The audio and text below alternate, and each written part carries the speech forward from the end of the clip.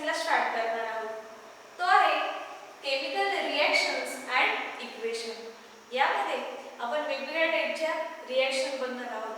For example combination reaction, decomposition reaction, displacement reaction, double displacement reaction. त्याचप्रमाणे equations. एखादं chemical equation असेल तर ते बॅलन्स कशा प्रकारे केलं जातं, ते केमिकल इक्वेशन राईट करण्याचे रूल्स काय आहेत. त्याचप्रमाणे केमिकल रिॲक्शनवरती कोणते फॅक्टर्स इफेक्ट करतात ते आपण ह्या लेसनमध्ये बघणार आहोत.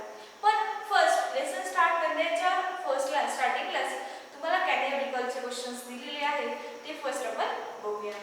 First question, what are the types of molecules of elements and compounds. आपल्याला वेगवेगळ्या टाईपचे एलिमेंट कोणकोणते आणि त्याचप्रमाणे वेगळ्या टाईपचे कंपाऊंड कोणते ते आपल्याला बघायचे. जर एलिमेंटचा विचार केला तर प्रिव्हियस चॅप्टरमध्ये आपण बघितलं एलिमेंट्स ट्रॅडिशनली त्याचे 3 टाइप्स आहेत, metal, non metal and metalloid. Elements are of 3 types. Elements first metals, second non-metals, third metalloid. metalloids. आता जर मेटलचं एक्झाम्पल जर बघितलं तर सोडियम असेल, हा कशामध्ये येणार, ॲल्युमिनियम असेल, आयर्न असेल. हे कसले एक्झाम्पल झाले, मेटलचे. जसं आपण बघितलं structure of modern periodic table मध्ये जी झिगझॅग लाईन आहे त्या झिगझॅग लाईनच्या लेफ्ट हँड साइडला सर्व मेटल्स आहेत आणि राईट हँड साइडला नॉन मेटल्स आहेत. आणि त्या झिगझॅग लाईनच्या जी झिगझॅग लाईन ज्या बॉक्सच्या अलॉग आहे ते आहे metalloids, which shows the property of metals and non-metal. Then second non-metals. non-metals जर एक्झाम्पल बघितलं तो आहे ऑक्सिजन असेल, क्लोरीन असेल. हे कसले एक्झाम्पल आहे, नॉन मेटल्सचे. आणि ते थर्ड टाइप मेटलॉइड्स. मेटलॉइड्स आहे त्याचं एक्झाम्पल बघितलं तर सिलिकॉन असेल, आर्सेनिक असेल. हे सर्व एक्झाम्पल कुणाचे, मेटलॉइड्सचे आहेत. अशा प्रकारे ट्रॅडिशनल 3 टाइप्स आहेत एलिमेंट्सचे. देन नंतर types of molecules of compounds. कंपाऊंड्सचा जर विचार केला तर कंपाऊंड्स कसं फॉर्म होतं तर 2 किंवा 2 पेक्षा जास्त एलिमेंट कंबाईन होतात आणि कंबाईन झाल्यानंतर काय तयार होतं, कंपाऊंड फॉर्म होतं. पण ते एलिमेंट जेव्हा कंबाईन होतं ते एका पर्टिक्युलर प्रोपोर्शन मध्ये कंबाईन होतात आणि त्यानंतर कंपाऊंड फॉर्म होतं. मग आता त्याचे पण 3 टाइप्स आहेत. फर्स्ट जर बघितलं तर फर्स्ट आहे ऑर्गॅनिक, सेकंड वन आहे इनऑर्गॅनिक आणि third one is complex. First जर बघितलं ऑर्गॅनिक, मग ऑर्गॅनिकचं जर एक्झाम्पल बघितलं तर ऑर्गॅनिकचं एक्झाम्पल आहे शुगर. असे एलिमेंट्स की जे आपण काय करू शकतो, असे सबस्टन्स जे आपण ईट करू शकतो ते ऑर्गॅनिक मध्ये येतात. किंवा सिम्पली लक्षात ठेवायचं असेल तर त्याला बर्न केल्यानंतर, जेव्हा बर्न केल्यानंतर ब्लॅक कलरचे प्युरिटी, ब्लॅक कलरचे सबस्टन्सेस रिमेनिंग राहतात त्याला काय म्हणतात, ऑर्गॅनिक कंपाऊंड म्हणतात. Then inorganic. इनऑर्गॅनिक मध्ये कॉमन सॉल्ट, अशा प्रकारचे एलिमेंट्स इथे येतात, इनऑर्गॅनिक मध्ये येतात. त्यानंतर पुढे आहे कॉम्प्लेक्स. आता कॉम्प्लेक्स मध्ये ज्याचं कॉम्प्लेक्स स्ट्रक्चर असेल ते म्हणजे कोणते असणार आहे, कॉम्प्लेक्स कंपाऊंड असणार आहे. मग कॉम्प्लेक्स कंपाऊंडचं जर एक्झाम्पल बघितलं तर ते आहे क्लोरोफिल. अशा प्रकारे आपण एलिमेंट्सचे टाइप बघितले आणि कंपाऊंड्सचे टाइप बघितले. हा झाला first question. Then second question, what is mean by valency of element. एलिमेंटची व्हॅलेन्सी म्हणजे काय, जर शॉर्ट मध्ये डेफिनेशन बघितली, capacity of an element is called a valency. एलिमेंटची जी कॅपॅसिटी आहे त्याला काय म्हटलं जातं, व्हॅलेन्सी. जसं आपण प्रिव्हियस लेसन मध्ये बघितले, एखाद्या एलिमेंटचा ॲटॉमिक नंबर माहिती असेल तर आपण त्यावर इझिली व्हॅलेन्सी काढू शकतो by using valence electron of that element. एक एक्झाम्पल घेऊया. सोडियमचा ॲटॉमिक नंबर आहे 11. ॲटॉमिक नंबरनुसार आपण इलेक्ट्रॉनिक कॉन्फिगरेशन राईट केलं 2 8 1. आता सोडियमचे इलेक्ट्रॉनिक कॉन्फिगरेशन राईट केल्यानंतर त्याच्या आउटरमोस्ट ऑर्बिटमध्ये किती व्हॅलेन्स शेल आहेत 1. त्यामुळे ह्या सोडियमची व्हॅलेन्सी किती झाली 1. अशा प्रकारे इलेमेंटची व्हॅलेन्सी कॅल्क्युलेट केली जाते. Third question, what is the requirement for writing molecular formula? Molecular formula write करण्याची रिक्वायरमेंट काय आहे? ऑफ डिफरंट कंपाऊंडच्या. हा झाला first question. Then second, how are the molecular formula of the compound written? Molecular formula जो आहे एखाद्या कंपाऊंडचा कशा प्रकारे राईट केला जातो? फर्स्ट आपण मॉलिक्युलर फॉर्म्युला कशा प्रकारे राईट केला जातो, कोणता वे फॉलो करावा लागतो तो आपण बघूया. फॉर एक्झाम्पल, एक कंपाऊंड घेतलं आपण वॉटर. त्याचा जर मॉलिक्युलर वॉटर जो आहे त्याचा मॉलिक्युलर फॉर्म्युला जो आहे तो आहे H2O. मग आता हा कसा ऑब्टेन केला ते आपण बघूया. वॉटरचा जर विचार केला तर त्यामध्ये दोन एलिमेंट्स असतात, हायड्रोजन आणि ऑक्सिजन. मग आता याचा मॉलिक्युलर फॉर्म्युला कसा राईट करणार? By using atomic number we write the electronic configuration of this element. जर इथे बघितलं तर हायड्रोजनचा atomic नंबर आहे 1. त्यावरून याची व्हॅलेन्सी येणार आहे 1. त्यानंतर ऑक्सिजन जो आहे त्या ऑक्सिजनचा atomic नंबर आहे 8. त्यावरून इलेक्ट्रॉनिक कॉन्फिगरेशन येतं ऑक्सिजनचं ते आहे 2 6. म्हणजेच व्हॅलेन्स इलेक्ट्रॉन किती झाले 6. पण त्याला ऑक्टेट कंप्लीट करण्यासाठी किती इलेक्ट्रॉनची गरज आहे 2. म्हणून ऑक्सिजनची व्हॅलेन्सी किती आहे 2. मग आता ही आपण व्हॅलेन्सी राईट केली हायड्रोजनची 1, ऑक्सिजनची 2. ॲटॉमिक नंबर मी आपल्याला लक्षात ठेवण्यासाठी राईट केले ते इलेक्ट्रॉनिक कॉन्फिगरेशन. आता याचा मॉलिक्युलर फॉर्म्युला आपल्याला राईट करायचा आहे, तेव्हा व्हॅलेन्सी काय केली जाते, क्रॉस केली जाते. ऑक्सिजनची व्हॅलेन्सी हायड्रोजनला दिली जाते आणि हायड्रोजनची व्हॅलेन्सी ऑक्सिजनला दिली जाते. क्रॉसिंग केल्यानंतर आपल्याला काय भेटतं, हायड्रोजनला आपण हे 2 व्हॅलेन्सी दिली म्हणजे काय झालं H2 आणि ऑक्सिजनची किती 1 राईट केला नाही तरी चालतो. हा काय झाला वॉटरचा मॉलिक्युलर फॉर्म्युला. मग मॉलिक्युलर फॉर्म्युला तर आपण काढलाय, तर रिक्वायरमेंट्स काय असतात त्याच्या? एक म्हणजे त्या एलिमेंटचा सिम्बॉल माहित असणं गरजेचं आहे. जसं हायड्रोजनचा काय असतो H for hydrogen and O for oxygen. त्या एलिमेंटचा सिम्बॉल माहित असणं गरजेचं आहे, ही first requirement. Then second, valency of that element. तुम्हाला जर त्याची व्हॅलेन्सी माहिती असेल तरच तुम्ही मॉलिक्युलर फॉर्म्युला राईट करू शकता. अजून एक एक्झाम्पल बघूया आपण. CH4 त्याला मिथेन म्हणतात.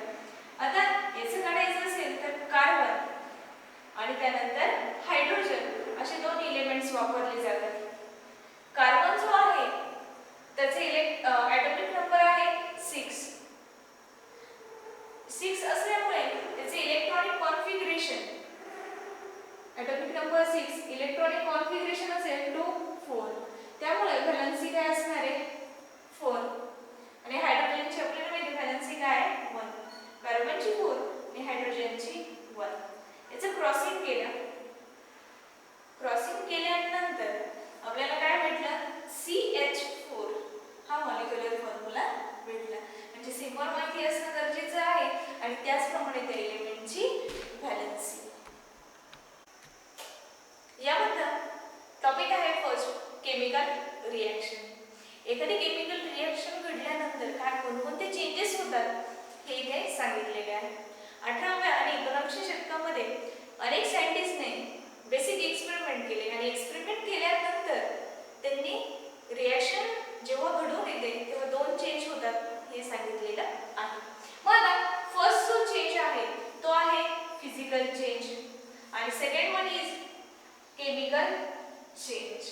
फिजिकल चेंज म्हणजे काय? एखादा सबस्टन्स आहे त्याचे स्टेट काय होत आहे, चेंज होणार आहे, त्याला काय म्हणतात, physical change. For example water घेतलं आपण, वॉटरचा आईस पण होऊ शकतं आणि ते वेपर फॉर्म मध्येही जाऊ शकतं. हा काय झाला, फिजिकल चेंज. त्यालाच फिजिकल चेंजलाच रिव्हर्सिबल चेंज असंही म्हणतात. का तर मग एक्झाम्पल बघूया. आईस हा वॉटरमध्ये कन्वर्ट केला जाऊ शकतो, वॉटरचा वेपर फॉर्म होऊ शकतं. पुन्हा हे जे वेपर आहे त्याचं वॉटर फॉर्म मध्ये येऊ शकतात आणि वॉटरचं पुन्हा आईस मध्ये येऊ शकतात. आता इथे जे साइन वापरलेलं आहे ते कशासाठी वापरले, तर रिव्हर्सिबल साठी. म्हणजे ice to water, water to vapour, पुन्हा वेपर टू वॉटर आणि वॉटर टू आईस होऊ शकतं. ह्याच चेंजला टेम्पररी चेंज म्हणतात. का तर मग स्टेट बदलत असतात. जसं टेम्परेचर काय होईल, इन्क्रीज होईल किंवा डिक्रीज होईल, त्यामुळे वॉटरचं वेपर होऊ शकतं किंवा आईस होऊ शकतं. स्टेट फक्त काय होणार आहे, त्या पर्टिक्युलर टेम्परेचरला चेंज होणार आहे. म्हणून हा काय झाला, temporary change. Then second, chemical change. Chemical change मध्ये composition of matter changes. Matter काय होतात, कंपोज होतात आणि कंपोज झाल्यामुळेच याला काय म्हटलं जातं, इरिव्हर्सिबल चेंज. एकदा जर तो चेंज झाला तर तो पुन्हा याच्यासारखं रिव्हर्स आणता येत नाही, म्हणून त्याला काय म्हणतात, इरिव्हर्सिबल चेंज असं म्हणतात. आणि त्यामुळे हा जो केमिकल चेंज असतो तो कोणता असतो, परमनंट असतो. अशा प्रकारे दोन चेंजेस आहे, chemical and physical. Identify physical and chemical changes from phenomena given in the following table. या टेबलमध्ये आपल्याला फर्स्ट कॉलममध्ये फेनोमेना दिला आहे. त्यानंतर आपण जर बघितलं फिजिकल चेंज आहे आणि केमिकल चेंज आहे. मग तो जो फेनोमेना आहे तो फिजिकल चेंज आहे का असेल तर त्या कॉलममध्ये टिक करायचं आहे. आणि थर्ड कॉलम आहे केमिकल चेंज. जर केमिकल चेंज असेल तर तिथे टिक करायचं आहे. मग आता जसं आपण बघितलं फिजिकल चेंज हे जे असतात हे टेम्पररी असतात, पण केमिकल चेंज हे परमनंट असतात. मग त्यावरनं आपण बाकीचे फेनोमेना जे दिलेले आहेत ते आपण बघूया. फर्स्ट आहे transformation of ice into water. Ice वॉटरमध्ये कन्व्हर्जन होत आहे म्हणजे स्टेट चेंज होती आहे, तो कोणत्या याच्यामध्ये येईल, फिजिकल चेंजमध्ये. Then second phenomena cooking of food. Food cook केल्यानंतर चेंजेस जे झालेले असतात ते काय असतात, परमनंट असतात, म्हणून तो कशामध्ये येतो, केमिकल चेंजमध्ये. Then third ripening of fruit. Fruit जे आहेत ते फ्रूट रायपनिंग झाल्यानंतर पुन्हा ओरिजिनल स्टेटमध्ये येऊ शकता का, नाही, ते परमनंट तिथेच असतात, म्हणून तो जो चेंज आहे तो आहे केमिकल चेंज. केमिकल चेंजमध्ये टिक करावं लागेल. त्यानंतर fourth one milk turn into curd. मिल्कचं कर्डमध्ये रूपांतर झालं आहे म्हणजे हा काय झाला, केमिकल चेंज. का तर मग हा जो चेंज आहे हा आहे परमनंट चेंज आहे, म्हणून तो काय झाला, केमिकल चेंज. त्यानंतर पुढे फिफ्थ इव्हॅपोरेशन ऑफ वॉटर. वॉटरचं इव्हॅपोरेशन होतं आहे म्हणजे स्टेट चेंज होती आहे, लिक्विड टू गॅस. आणि स्टेट चेंज होती म्हणजे तो काय झाला, physical change. Then next six phenomena digestion of food in stomach. स्टमकमध्ये फूडचे जे डायजेशन होतं आपल्याला माहिती वेगवेगळ्या प्रकारचे ज्युसेस तिथे अवेलेबल असतात आणि म्हणून तो काय झाला, chemical change. Then seventh size reduction of naphthalene ball expose to air. Naphthalene बॉलचं रिडक्शन होतं एअरमध्ये. मग आता हे काय होतं, स्टेट चेंज होते म्हणजेच तो काय होतो, वेपर फॉर्ममध्ये जातो, म्हणून हा झाला physical change. Then 8 number straining of Shahabadi और Kadappa tile by lime juice. Lime straining झालं शहाबादी टाईल किंवा कडप्प्यावरती कशाच्याद्वारे, लाईम ज्युसेसमुळे. आणि त्यामुळे त्यामध्ये झालेले जे चेंज असणार आहे ते काय आहे, परमनंट असणार आहे, म्हणून तो आहे chemical change. And then last phenomena, breaking of glass object on falling from a height. एका पर्टिक्युलर हाईटवरनं ग्लास सोडून दिला आणि त्याच्यावर तो काय झाला, ब्रेक झाला. ब्रेक झाल्यानंतर तो काय पुन्हा त्याच्यामध्ये होणारा जो चेंज आहे तो काय असणार आहे, केमिकल चेंज असणार आहे. तो काय स्टेट चेंज करणार नाही, म्हणून तो केमिकल चेंजमध्ये येईल. Here we take one try this. For this try this apparatus are given. Apparatus, thermometer. Thermometer which is used for recording temperature. Second one is evaporating dish. इथे ही जी डिश आहे याला इव्हॅपोरेटिंग dish असं म्हणतात. Then tripod stand. ही dish ज्या स्टँडवरती ठेवलेली आहे हे याला काय म्हणतात, ट्रायपॉड स्टँड. Then funnel. जे कंटेनर आहे इथे त्याला काय म्हणतात, फनेल. Bunsen burner. जे बर्नर आहे त्याला बुन्सेन बर्नर असं म्हणतात. Etcetera. Then chemicals. Limestone powder. Limestone powder म्हणजे CaCO3 कॅल्शियम कार्बोनेट, त्यालाच लाईमस्टोन पावडर असंही म्हणतात. त्यानंतर second chemical copper sulphate. Copper सल्फेटचा केमिकल फॉर्म्युला आहे CuSO4. Then calcium chloride CaCl2. Potassium chromate K2CrO4. Then zinc dust Zn ने represent करतात. Sodium carbonate. Sodium carbonate जो आहे तो Na2CO3 ने रिप्रेझेंट करतात. आणि त्यानंतर पॅन्थॅलिक अनहायड्राइड्स एक्सेट्रा. अशा प्रकारचे केमिकल्स या ट्रायदिसमध्ये दिलेले आहे. प्रोसिजर बघूया आपण. Procedure. Carry out the activity 1 to 5 as given below. 1 by 1 ह्या ज्या 5 ॲक्टिव्हिटी दिलेल्या आहेत ते आपल्याला इथे बघायच्या आहे 1 by 1. Read and record the temperature in the activities 2 to 4. ही जी 2 to 4 ॲक्टिव्हिटी आहे त्या ॲक्टिव्हिटीमध्ये आपल्याला रेकॉर्ड करायचं आहे काय, टेम्परेचर. मग आता फर्स्ट ॲक्टिव्हिटी काय आहे बघूया. Take a spoonful of limestone powder in and evaporating dish. आपल्याला लाईमस्टोन पावडर घ्यायची 1 चमचा आणि ती इव्हॅपोरेटिंग डिशमध्ये टाकायची आहे. Heat it strongly on a high blue flame. त्याला स्ट्रॉंग हीट प्रोव्हाइड करायची आहे. मग प्रोव्हाइड केल्यानंतर हीट प्रोव्हाइड केल्यानंतर काय चेंजेस आहेत ते आपण 1 by 1 बघूया. फर्स्ट डिटेलमध्ये क्वेश्चन बघूया काय आहे. Then second, add zinc dust into copper sulphate solution. जर झिंकची रिॲक्शन, झिंक डस्ट जे आहे यांची रिॲक्शन जर कॉपर सल्फेट सोल्युशनमध्ये जर झाली, त्याच्यामध्ये जर कॉपर सल्फेटमध्ये जर झिंक ॲड केला तर काय दिसतं, कशा प्रकारे केमिकल रिॲक्शन घडून येते हे इथे आपल्याला सांगायचं आहे. Third, add potassium chromate. Potassium क्रोमेटचा फॉर्म्युला आहे K2CrO4 solution to the barium sulphate BaSO4 solution. आपल्याला पोटॅशियम क्रोमेट जो आहे म्हणजे K2CrO4 कुणामध्ये ॲड करायचं आहे, बॅरियम सल्फेटसोबत BaSO4 सोबत. आणि काय रिॲक्शन घडून येईल ते आपल्याला सांगायची आहे. Then fourth, add sodium carbonate. Sodium कार्बोनेटचा फॉर्म्युला आहे Na2CO3 solution to the calcium chloride CaCl2 solution. Sodium carbonate हा कॅल्शियम क्लोराईडमध्ये ॲड केल्यानंतर काय चेंजेस दिसत आहेत हे आपल्याला इथे सांगायचं आहे. Then fifth, take the phthalic anhydride in the evaporating dish. Phthalic anhydride जर इव्हॅपोरेटिंग डिशमध्ये घेतल्यानंतर काय चेंजेस तुम्हाला दिसत आहेत ते रेकॉर्ड करायचे आहेत.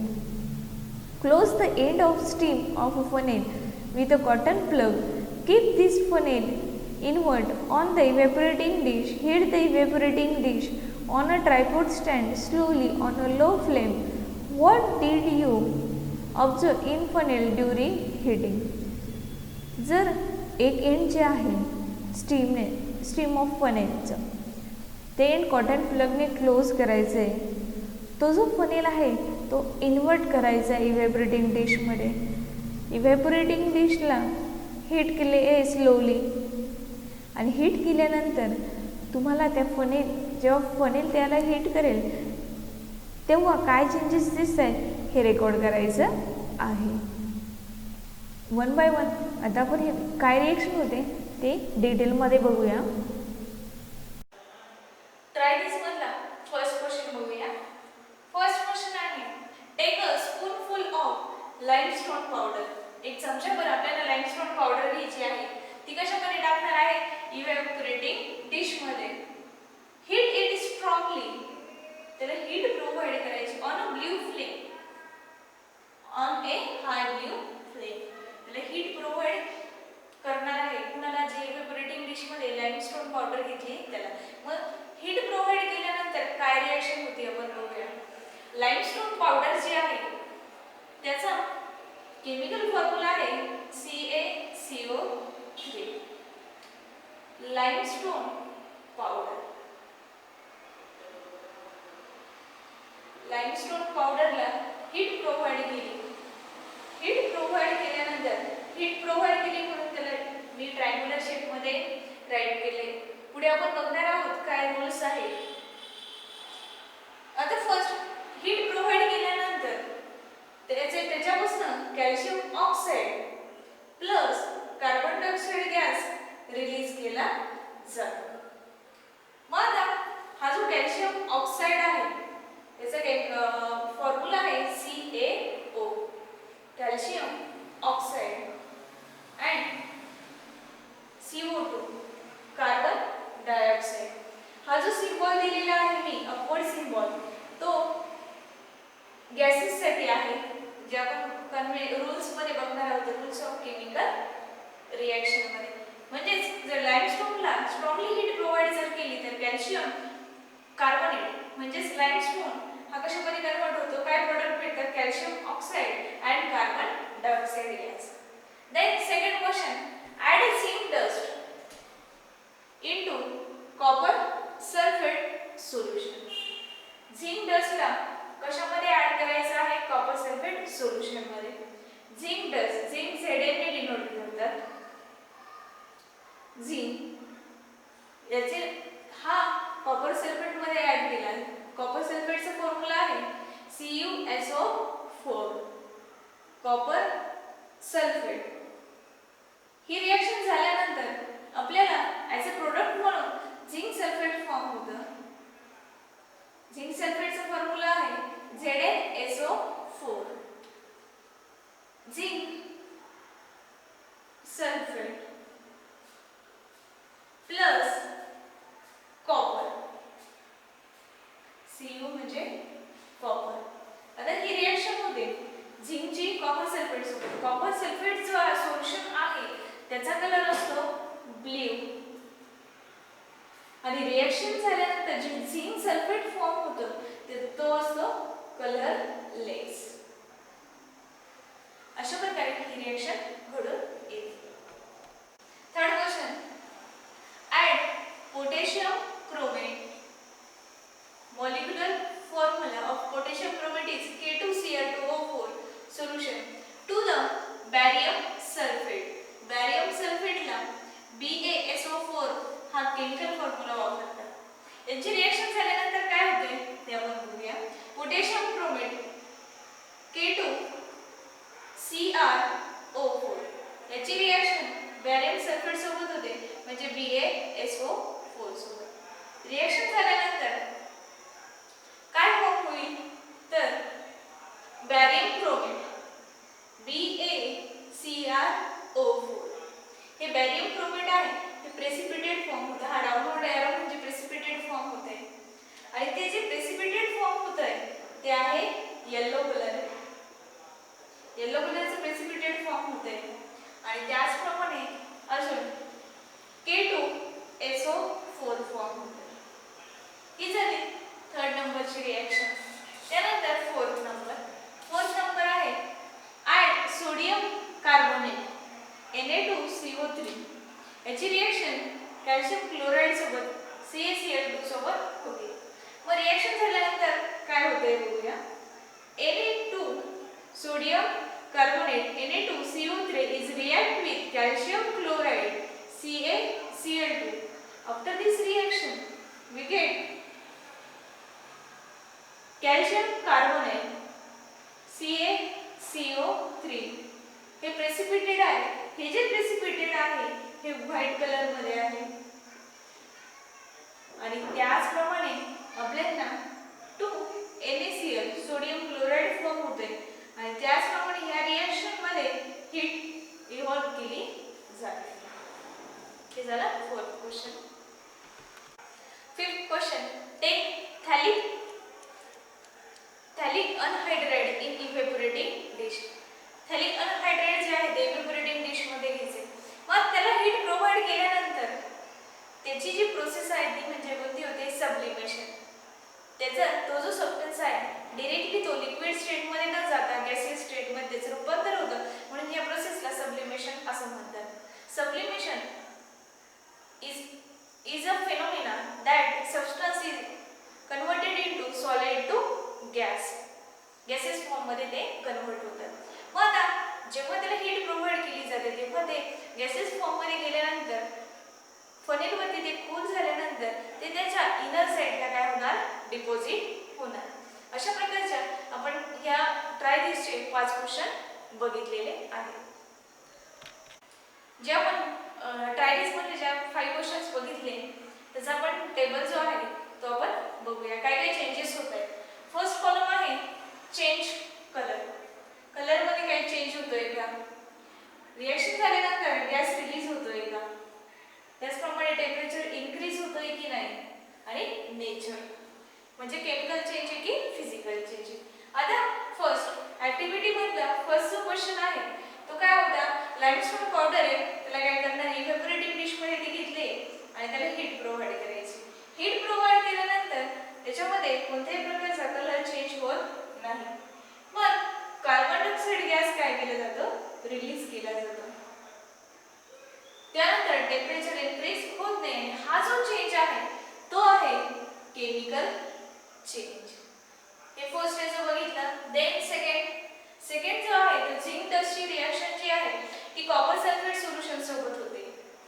आता कॉपर सल्फेट सोल्युशन हे कोणत्या कलरचं असतं ब्ल्यू आणि रिएक्शन झाल्यानंतर झिंक सल्फेट सोल्युशन फॉर्म होतं ते आहे कलरलेस. त्यामध्ये गॅस रिलीज केला जात नाही. ह्या रिएक्शन मध्ये हीट इव्हॉल्व केली जाते म्हणजे टेम्परेचर काय होतं इन्क्रीज होतं आणि हा जो चेंज आहे तो आहे केमिकल चेंज. देन